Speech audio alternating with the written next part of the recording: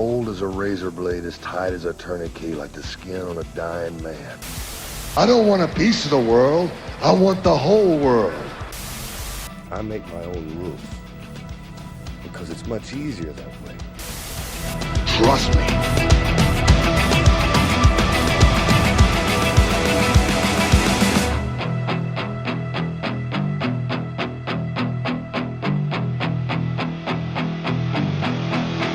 What's up, everybody? It's Marcus D'Angelo, and we are back in the Snake Pit. And of course, I'm joined by the Hall of Famer himself. You know who he is. He's the master of the DDT, Jake the Snake Roberts. Jake, how you doing this fine day? If I got any better, I wouldn't know what to do. Well, I'll tell you what. I'm looking to make this day better, not just for us, but for all the listeners. Because, dude, this episode is going to be dropping about 6 days after a big anniversary. It's actually 27 years after the King of the Ring in 1996, and a monumental night that you had your fingerprints all over. Let's see it. All right, this is going to be a good episode. I'm ready to dig in, and we can get moving on it. So before we get to 1996, though, let's just wind the clock back a little bit further.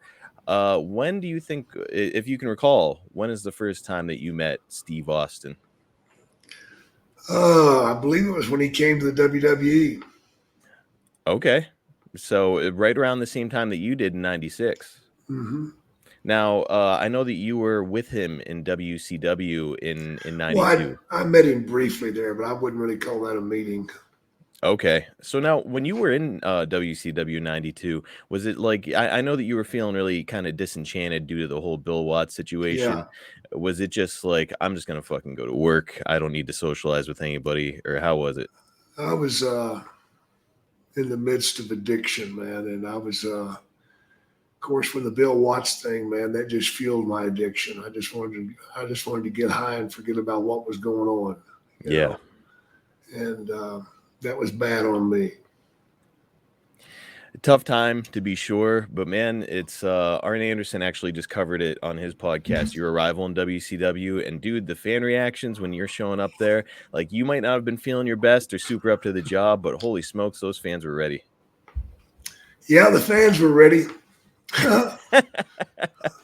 Well, I know that you weren't exactly on the same page, and I know that in 96, it's, you weren't exactly feeling your very, very best, right? No, in 96, man, I was 40 pounds overweight, and I didn't want to wrestle, but I was forced into it, of course. Amazing how that happens. Mm-hmm. They dangle the carrot in front of you and they let you chew on it a little bit, and then they tell you they need you desperately on the road. Right. And you know what gets me about that? What's that? Is they were still using my ideas, and they still wanted me to be a part of the booking thing, but they only wanted to pay me for one of them, either the booking or the shows. I would venture to guess that you're making more as a wrestler than you would have been as just a backstage personality, right? Well, yeah, of course. So it's, man. But I'm doing both, but I'm only going to get paid for one. That sounds about right. Yeah. That sounds about right. That's fucked up, man. It is. Well, Austin is coming in, like I said, right around the same time as you are here in early 96. I mean, the Ringmaster. Oh, God. Just awful, dude. It's horrible. I mean, when you're seeing his ring work, though, does it seem like a possibility? Yeah, it seems like a possibility he could be a big star. Yeah, even my father told me that Steve Austin had what it took to be a big star. And I said, really? And then I started watching him. And when I watched him, I was blown away. So this fucking guy's got it, man. Mm-hmm. My God, they got to do something about this Ringmaster shit. If they had kept him with Ringmaster, he'd have never been Steve Austin. And like they're kind of trying to like remake the wheel here with him, because yes, he was stunning Steve Austin in WCW, but he was still like, he was an established star back there. He had a lot of success in WCW. Yeah, he did.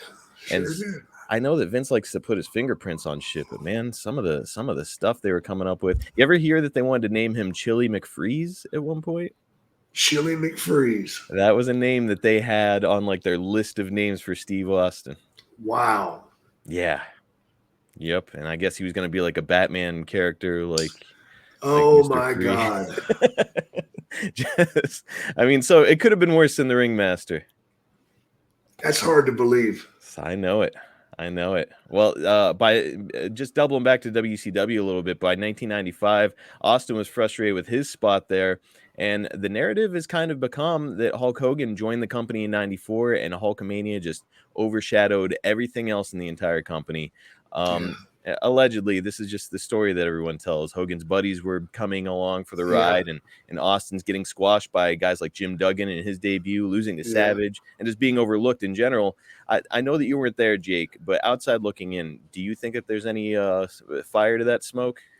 Yeah, man. They were through it. They didn't want him there.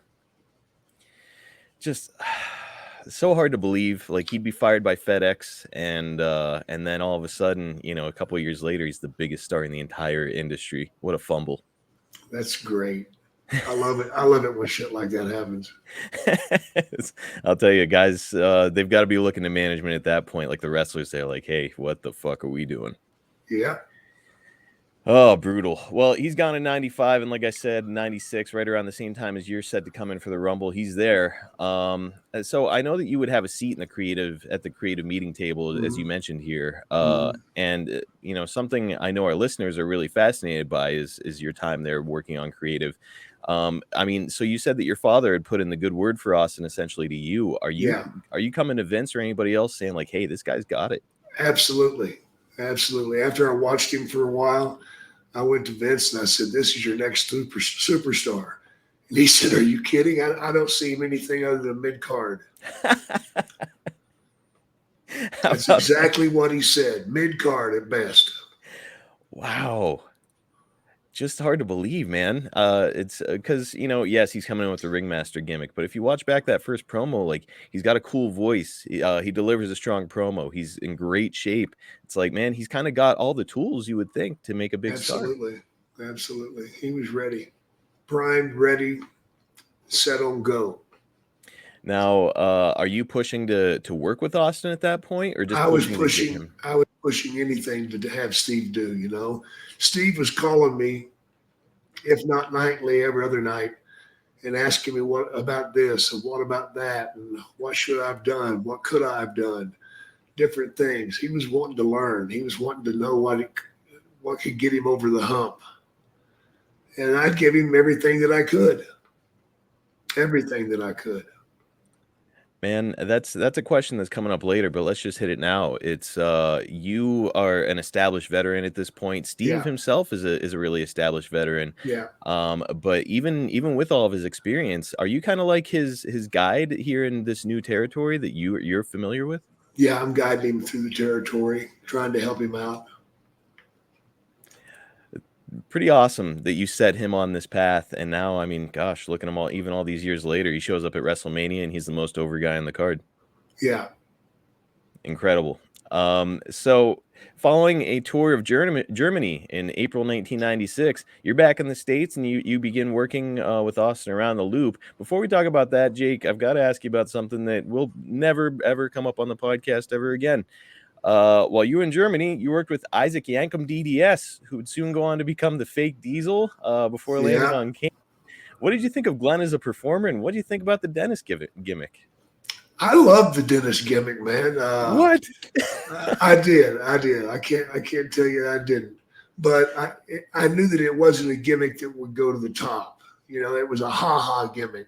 Yeah. And that was a Pat Patterson thing there.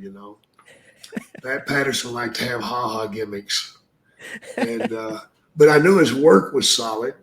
Later on, I would even go to Mexico with him. That's right. As a fake Diesel, and we spent time down there together.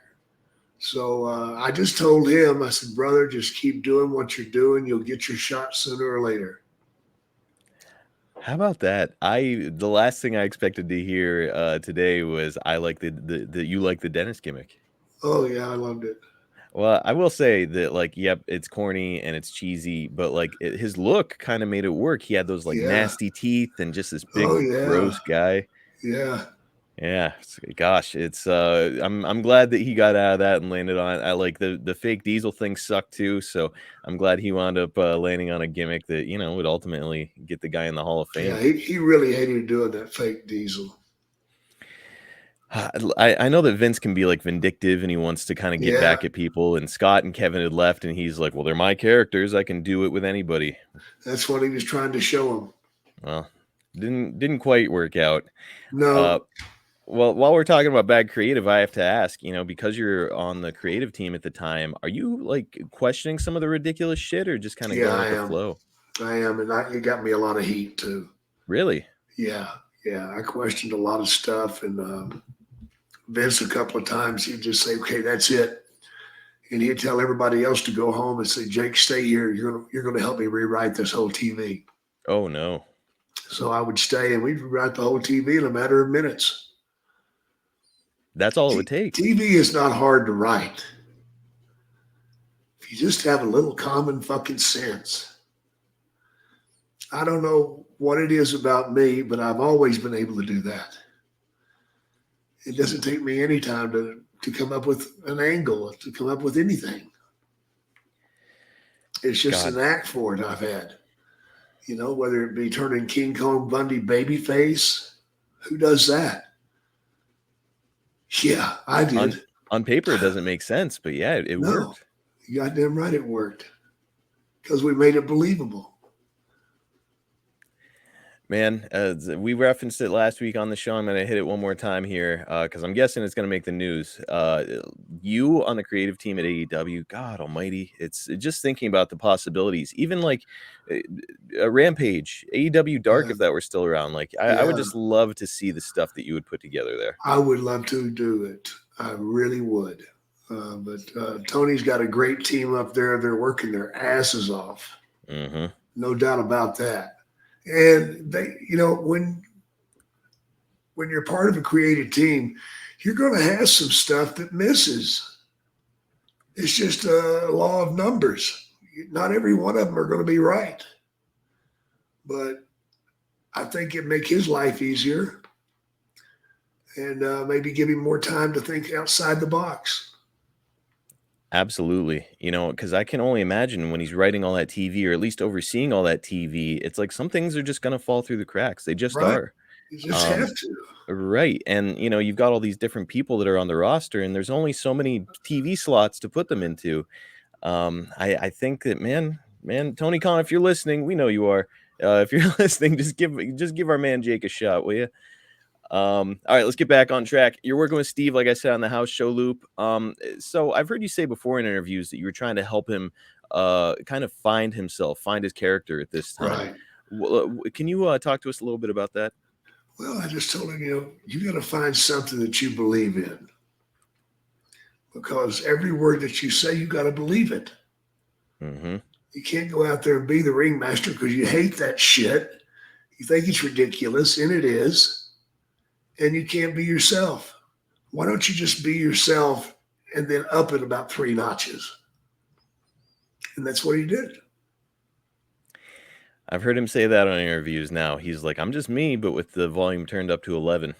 Yeah, exactly. Man, incredible that you had your fingerprints on that. Well, yeah, Jake, that same night is the infamous MSG curtain call that you and I have discussed in the past. You're yeah, working with Austin in the Garden on that same yeah, night, and after Austin pinned you, he gets on the mic and calls you washed up and challenges you to another match, and then he pins you again. yeah, Meltzer commends you on your professionalism here and getting the young star over. Would that have been your idea to make Austin look so strong in the Garden? yeah, absolutely. I didn't come up with that idea, but I was all for it. Oh, okay. Do you recall who came to you with the idea? No, I don't.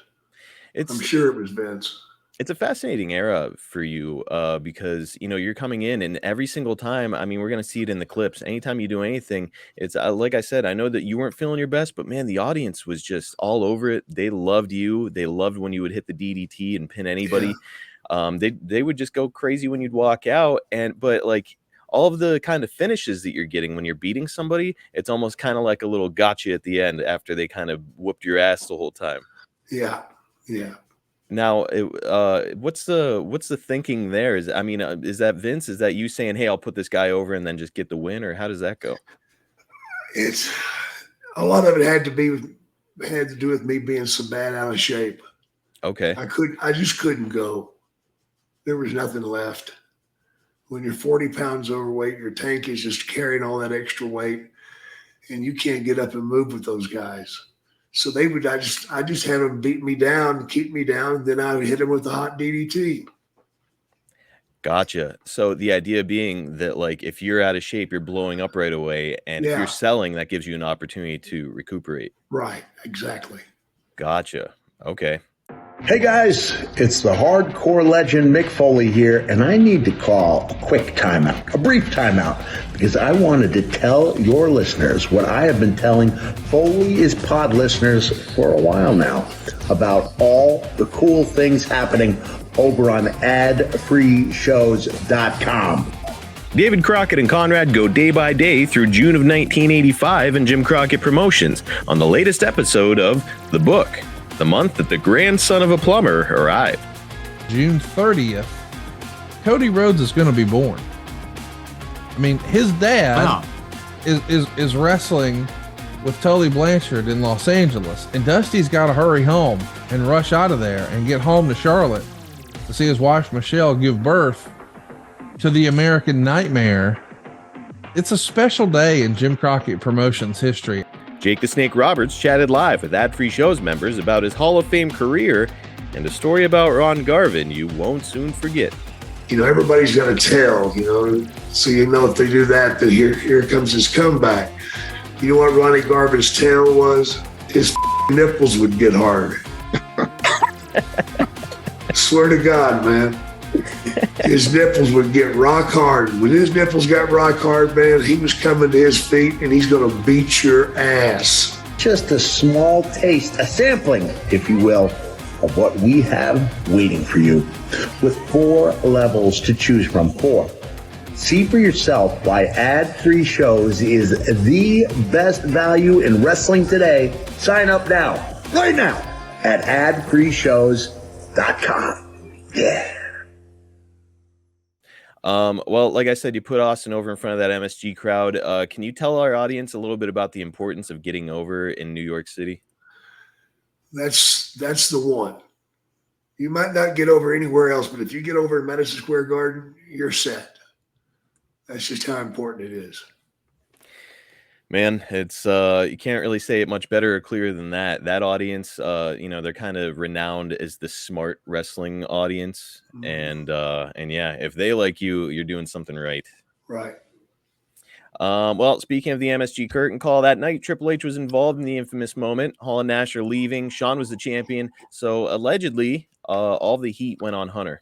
And rumor has it that he was originally scheduled to be the King of the Ring winner. And after that night, the plan was changed to Steve Austin. Being that you were in creative, Jake, can you tell us if that was in fact the case? I don't know anything about that. Oh, okay. So when it came to your role in creative, is it kind of like a in and out sort of deal because you're working as a talent? Right.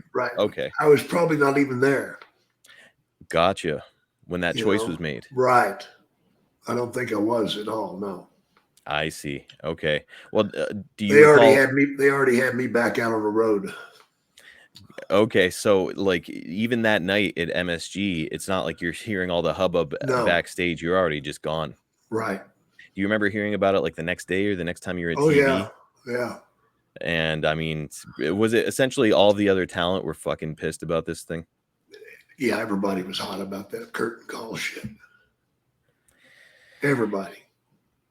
I remember Freddie Blassie just fucking losing it in the locker room. Freddie Blassie? Yeah. Yeah. Man, that kind of shit just would not have stood in his era. Oh, my God, man. It made everybody sick. I love those guys to death, but man, you fucking cocksuckers. That was fucked up. That was fucked up. I know that a lot of fans are kind of apologists for the moment nowadays, just because like they are popular guys and they formed NWO and DX and like they became really popular with the fans. However, just putting it into context for everybody, guys like Jake and Freddie Blassie, Gorilla Monsoon, all these people that would have been behind the scenes and been pissed off, that shit just would not have ever happened in the previous era. Yeah, can you see Bruno Sammartino doing that? Oh my God, no. with the guy that he worked with earlier tonight. Maybe him and Larry Zbyszko do that. Oh, could you imagine that? They take like a bow together after the thing at Shea. Yeah, that'd be great. Yeah, it's the whole idea about wrestling in a territory is that you leave it in better shape than it was when you got there. Mm-hmm. And by them doing that, they destroyed so much. Yes, they destroyed a lot by doing that. So, yeah. I know that today kayfabe is like, it's not really a thing, and everybody it's gets gone, man. Everybody gets to look behind the curtain, but I mean, back in those days, it was alive and well, and it was a lot of people viewed that not just as them breaking kayfabe and hurting the business, but like, hey, we're leaving, so here's a big fuck you, Vince. Yeah, exactly. I'm going to piss in your biggest market. That's why I can't believe Vince let it happen. Hard to believe. I know that he wouldn't wind up giving Hall or Nash the best creative whenever they had eventually returned to the WWE, so maybe that was his little payback. Yeah, of course. All right, so Triple H is out, is King of the Ring winner, and Austin is in, where he'll deliver his famous promo. So the curtain call, maybe not the best piece of business that ever happened, but however, without it, there's no King of the Ring victory and no reason for Steve to utter his famous Austin 316 phrase to you. Jake, without it, do you still think that Steve would have risen to the heights that he did? Oh God, yeah. It's his work that got him over, not that fucking interview. Mm-hmm. I mean, the interview was sweet and everything, man, but if you don't back it up with the work in the ring, you're history. Steve was a machine. He was a well-oiled machine, brother. And he could go. And he went. I'm with you, man. I think he may have sold less t-shirts without the Austin 316 deal. Yeah, maybe not. But there was no stopping him with his rise to the top. With his promo ability, quick wit, man, he had it. Yep, absolutely. Well, Jake, we're here. It's round 1 of the King of the Ring tournament, and our first clip this week is yourself against the original winner of that tournament, Triple H. WWF Raw, Hunter Hearst Helmsley against Jake the Snake Roberts, first round WWF King of the Ring tournament action. Ladies and gentlemen, next week we continue with the first round. Wait a minute, there it is! Nowhere! With DDT! Jake the Snake Roberts just caught Hunter Hearst Helmsley! No way! A cover! Yes! Oh my goodness! Jake the Snake Roberts has advanced, ladies and gentlemen! He's going to be facing Bradshaw in quarter round action. And next week, right here, Owen Hart, the Southwest King of Hearts, one-on-one against his former tag team championship partner, Yokozuna. And, oh my goodness, I can't believe it. Snake's looking at Jenny. Oh, Jenny, I think Hunter's going to need some extra special consoling this evening. TLC. Little TLC.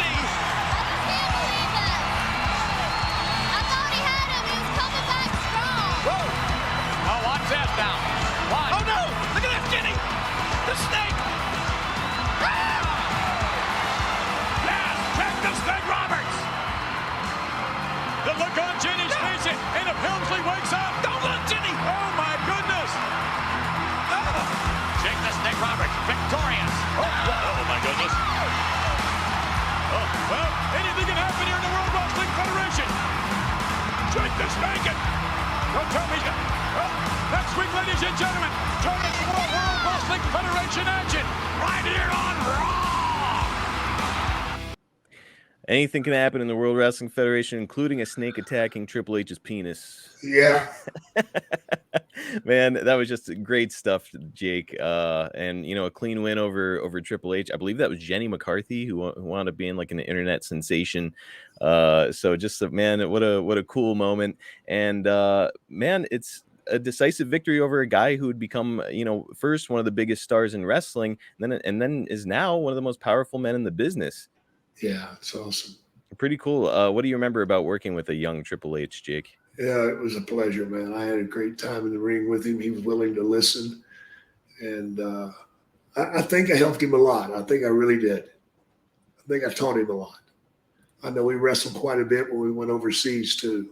Oh, did you really? Yeah, in Africa. Oh, cool. Okay. Yeah. So along the way, is he kind of picking your brain? Yeah, he is. Yeah. Yeah, he had the blue blood gimmick at the time, which, wasn't exactly hitting. It was kind of cool, though. Pretty unique gimmick. Yeah. And he was trained by Killer Kowalski. And, we always hear that he studied a lot of film on guys like Harley Race, et cetera, et cetera. He had a good look. So, I mean, at this time, as you're kind of teaching him and bringing him along, do you see that kind of main event potential? Yeah, absolutely. Oh, yeah, no doubt. Triple H, he had that knack about him, man. He had that charisma thing down. That's why that blue blood gimmick worked so well for him, because he had charisma. Mm-hmm. Member of the Clique, obviously. I think he was a little bit less of a disruptor than the rest of the gang. Yeah. No issues between you and Triple H No, ever? not at all. Not at all. Always got along fabulously with him. How about to this day, Jake? Do you still have a good relationship with him? I don't talk to him much, but when we do, we get along great. Hey, man, that's fantastic. I know that you're busy, and God knows he's busy, so you can't always catch up. But good that when you do, you guys are at least getting along well. Absolutely, man. Well, Jake, your next opponent in the tournament is a young JBL. Working here is Justin Hawk Bradshaw with Dutch Mantell as his manager. Let's drop in on the final minutes of that match. If anything, has a certain inspiration, indeed, going for him that no one else in the WWF today. Coming off the rope, now there's a kick to the chest area. However, didn't slow down the victory. A rangy youngster, and wait, maybe this will. Jake peppering with a left and a series of right. Jake now, and there's that. Nope, got from behind. Oh, down to the canvas, and that could spell defeat for Jake the Snake. Bradshaw showing a great deal of resiliency. Remember, this big, powerful youngster is just this victory away we're seeing right here this week from colliding with Vader. What a matchup that would be. Oh, off the rope now, and messing with the lariat. Oh, he put everything behind it. Jake the Snake Roberts now. Go ahead. Look right there. It is. There it is. He got it. He got it. He got it. Jake the Snake down with a DDT. He can't cover him. He can't cover him. Jake has nothing left. Wait a minute. There it is. Two. No. Yeah. What a victory for Jake the Snake Roberts. And Jake perhaps suffering the consequences of that victory. But nonetheless, Jake will advance. And oh my goodness. That's a dubious distinction, because now Jake the Snake has to lock up with the man they call Vader. Jake Roberts and Vader have made it to the King of the Ring on June 23rd and will collide in the semifinals. All right, there was Jake. In listening to that or watching it back, I do have to ask, this is something we've never talked about. Vince McMahon on commentary. What did you think? I thought he did a good job. Yeah? Yeah. I enjoyed his stuff.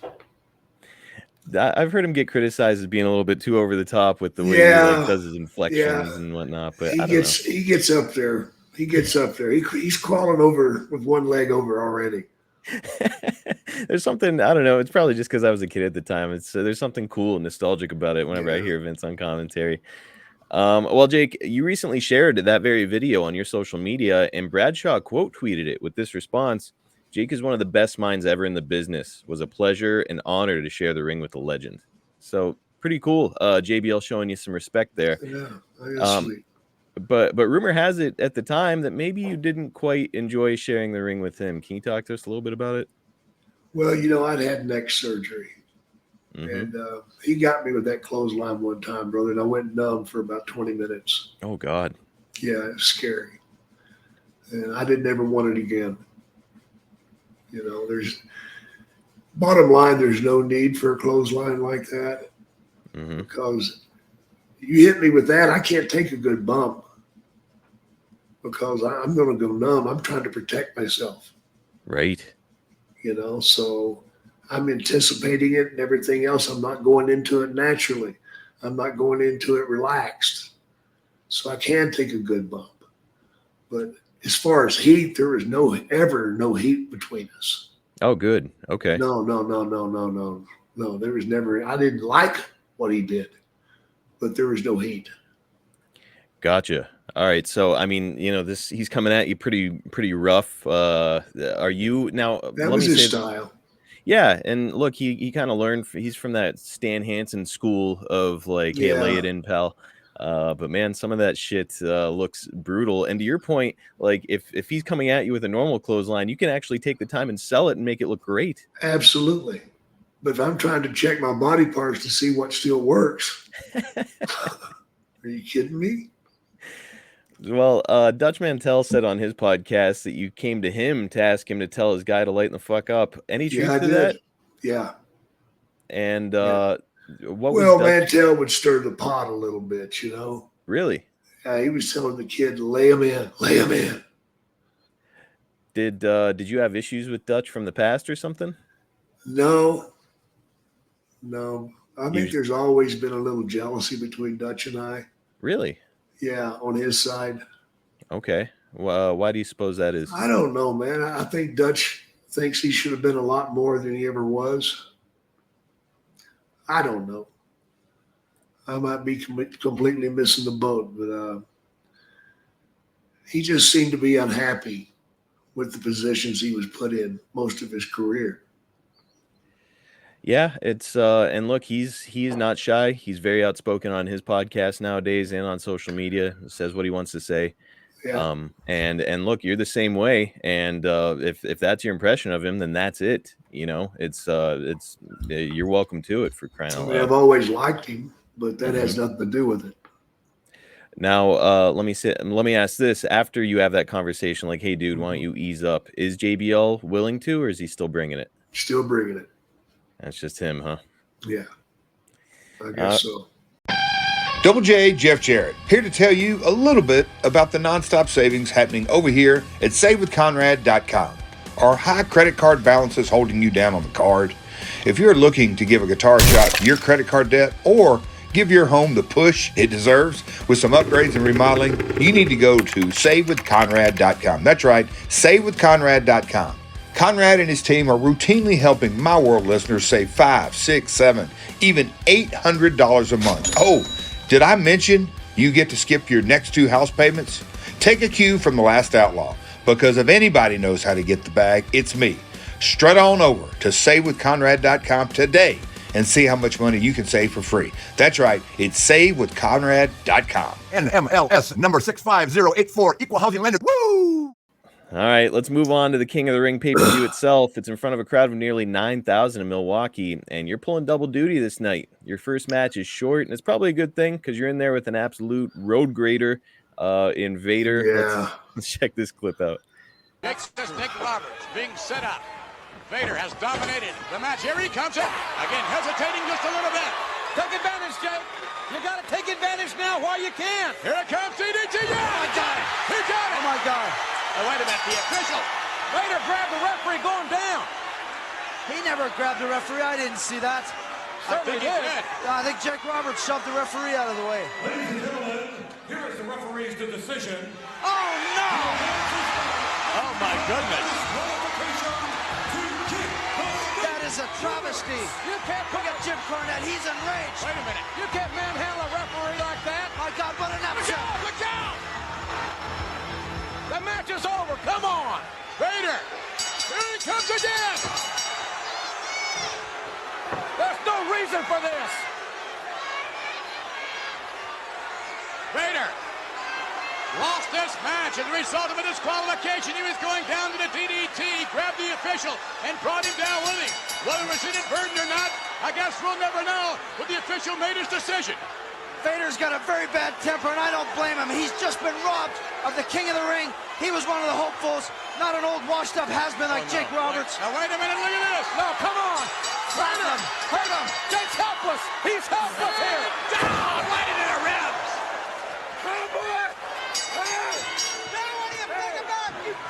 Well, he already had injured ribs previously, and what Big Van Vader has just done is totally destroyed Jake Roberts' chance of even going on to the next match in the King of the Ring. He's in no shape to go anywhere, except for to a hospital. Jake may have suffered some serious internal injuries. He's holding his side, he's holding his ribs and his lower abdomen here. He's done. And Vader a real powder keg. Oh, wait a minute, look at that. He just shipped Cornette back. Vader's incensed. He had his heart set on winning the King of the Ring tournament. And now Vader's out of it as a result of a disqualification. He was robbed. Jake being helped back. And you might be right, Owen. Jake the Snake may not be in any condition to continue on. All right, so there it was, yourself and Big Vader. My goodness. So Jake, you know, you had just talked about here with Bradshaw where like you couldn't really sell properly because he was just coming at you. And you could see when your back is turned to Vader and you're kind of going for the bag, you can see, you know, he's coming, and you can like see you tense up like this big motherfucker's bringing it. He's gonna mow me down, man. Right. He's gonna crush me into that fucking corner. You know, he broke my sternum twice. And that would have been after this, right? Yeah. Oh, God. And so, I mean, even at that point, you know, you must have worked with him already because you know, like, Jesus, this big bastard is going to bring it hard. I mean, so you're selling the ribs as part of the storyline here. It's limiting your physicality for the main event. And yeah, like we mentioned, he's legitimately going to crack or break your sternum here with a splash. And you'll wind up telling the office that you don't want to work with him. At this point, though, he's got a ton of big star potential coming off of his WCW run. Did you see a bright future in him with the company, or did you suspect he'd fizzle out the way that he did? I think I knew that he'd fizzle out. Really? He had such a temper. You know, he was temperamental, man. I mean, he'd pout. He would actually pout, you know, if he didn't get his way. And that's no fucking way to work. No, a big guy like that pouting, it's just, God, you know, I mean, he had the look, he had the motor, he could have done it all. But his childish ways got him in trouble. Rumor also has that they were trying to get him to shake off a couple LBs in those days because he had just gotten away from him. And it's like, man, I know that a lot of people like to blame Shawn Michaels and they like to blame Vince and say like they didn't take full advantage of Vader. And there's an argument to be made there. However, I do think that like Vader, some of it's got to be on him. Yeah, you're damn right it is. Again, he was childish. Well, your match with Austin is up next, and he's just returning from the hospital due to a severely busted lip at the hands of Mark Marrow. Jake, what do you remember about this match on a night that history was made? Well, they were worried that he wasn't going to get back from the hospital in time. Which would have made you the immediate winner, right? Yeah, I guess so. Then I went out and cut the promo myself. That's right. A lot of people forget that you set him up for this whole thing because you came out and did a promo where you were talking about John 3:16 before you went to the ring. So really what he said and what made him all this money with t-shirt sales is really a direct result of something that you brought up in the first place. Yeah, damn right. He was smart enough to grab a hold of it and run. Now, when you get into the ring with Austin here on this night, what's that like? Is he kind of full bore? Oh, he's good, man. He was good. He knew how much I could give, and he let me go with that, you know. He knew how much I could give. I've always kind of heard about Austin that he's like, no matter what, he's just like move ahead, continuous action, continually coming at you. Are you doing anything to kind of like slow him down? Oh, yeah. Yeah? Oh, yeah. I leaned on him a lot. Well, hell, especially for the second match of the night for you, it's like, man, it's you got to do something to fucking keep him in check. All right, well, we've got the clip. It's our final one of the week. Let's have a look. Monsoon has been known to he's notorious for making stupid decisions. Oh, come on, that's not true. Oh, yes, it is. He's done it to me. I can verify that. Oh, Jake's gonna fight with every breath, every ounce of heart. He's got something left in him. Wait a minute. Don't count him out. Jake the Snake. Even throwing a punch from Jake the Snake Roberts has got to hurt himself. Even when he's throwing the punches, it hurts. Look wide open. You can imagine every one of those blows. It's like thunder and lightning right into his belly every time he moves. And look at this. Austin ripping off the tape from Jake the Snake and driving the forearm down into the rib area. What kind of competitor is this? What kind of a man is this? Well, Jake Roberts had a choice. He didn't have to come out here. Yeah, but you don't have to do this. This is the king of the ring. He'll do anything it takes to win. Gorilla Monsoon, wait, Gorilla Monsoon is coming. He's going to stop this. This one may be over. This one may be over right here now. I think that's the right thing to do. Call it off. Don't let Jake sustain any serious injury. That's right. Call it off. Stone Cold Steve Austin, unrelenting.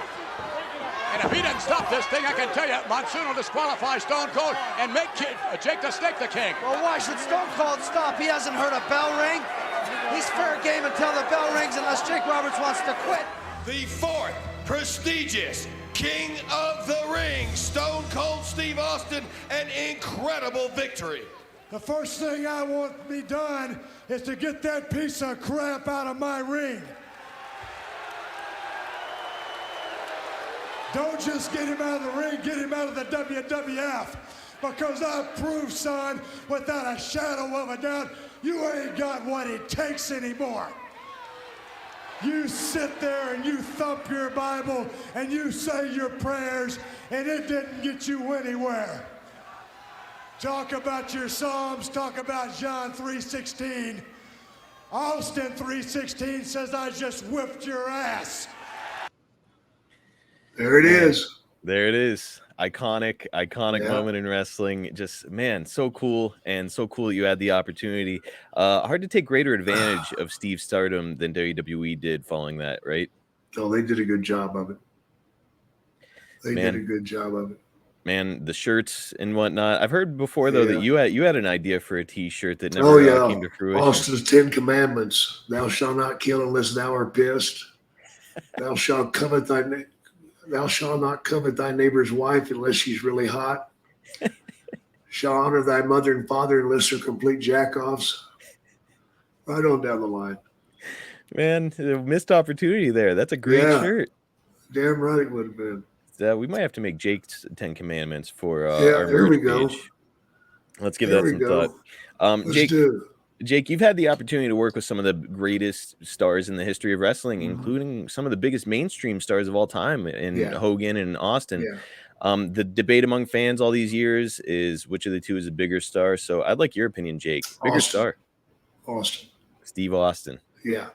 Now, just based on what, popularity? Based on popularity and what he can do in the ring. And how about his ability to last all these years? He can just disappear from wrestling, and then he shows back up, and bam, he's a main eventer. Right back at it. Yep.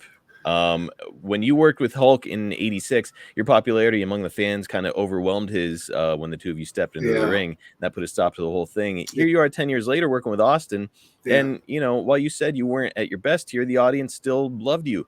You're helping him get over here, but was there any concern about him getting go home heat with such a brutal attack on you? No. That was good. Mm-hmm. That was the way to do it. Yeah, I have to say it's hard to do it much better than we did. Jake, we're gonna hit a couple fan questions and then we're gonna get out of here. All right. Yambag Jones asks, would you rather 30 minutes with Vader or 30 minutes with Warrior? That's tough. How about 30 minutes jacking off? How about that? that definitely sounds like a better option than having to work with one of those two. Absolutely. Oh man. Well, look, it's Warrior was a goof, but I don't think he's gonna fucking break your ribs. So maybe that's the path. I'd have probably went with Warrior. I could have blown him up. That's right. Lean on his big ass. Well, actually, speaking of Warrior, the next question, Adam Arkman asks, did Warrior try to approach you at all during this time backstage? Because he was back with the company too. No. Never once. No. Man, it's got to just be awkward seeing him backstage and just kind of keeping your head down. Bite my lip. God almighty. I'm sure you wanted to crack him then too. Yeah, I did. Yeah, I did, but I didn't. Last question. Michael Hawkins asks, the entire Austin 3:16 promo is a play on your recent turn to Christianity. Did you take any umbrage with Steve's take on your faith at the time? And do you still currently practice Christianity?